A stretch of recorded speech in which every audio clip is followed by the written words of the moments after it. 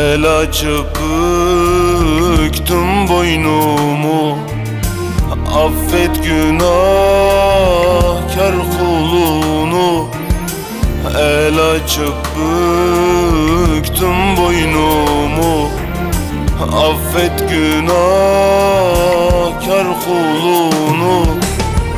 Bitir çektiğim zulümü, ne olursun kurtar ya Rab. Bitir çektiğim zulümü, ne olursun kurtar ya Rab.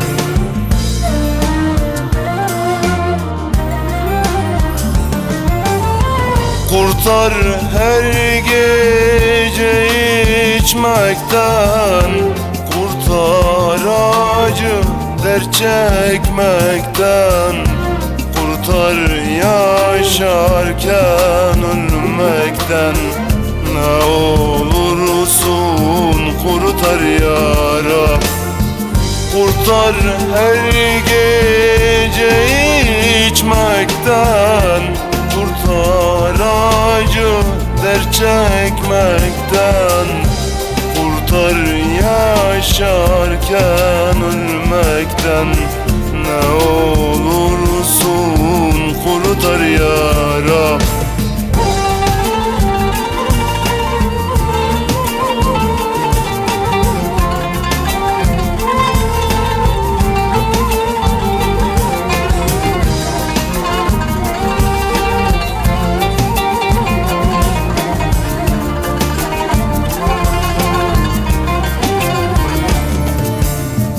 Çok sevdim yoktu dünyamı, severek buldum belamı.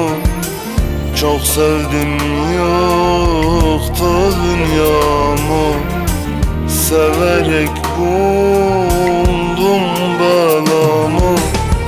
Al canımı ver cezamı, ne olursun kurtar ya Rab. Al canımı ver cezamı, ne olursun kurtar ya Rab.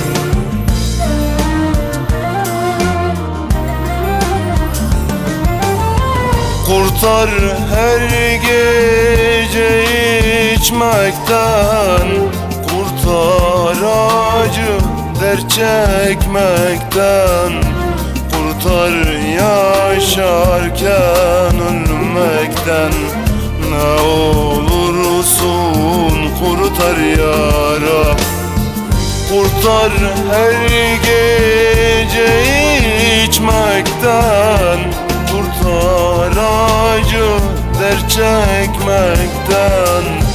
Kurtar yaşarken ölmekten, ne olursun kurtar ya Rab. Bıktım bu yalan dünyadan, darbe aldım sevdalardan. Öleceğim ben kahrımdan, ne olursun kurtar ya Rab. Yalvarırım kurtar ya Rab, kurtar ya Rab.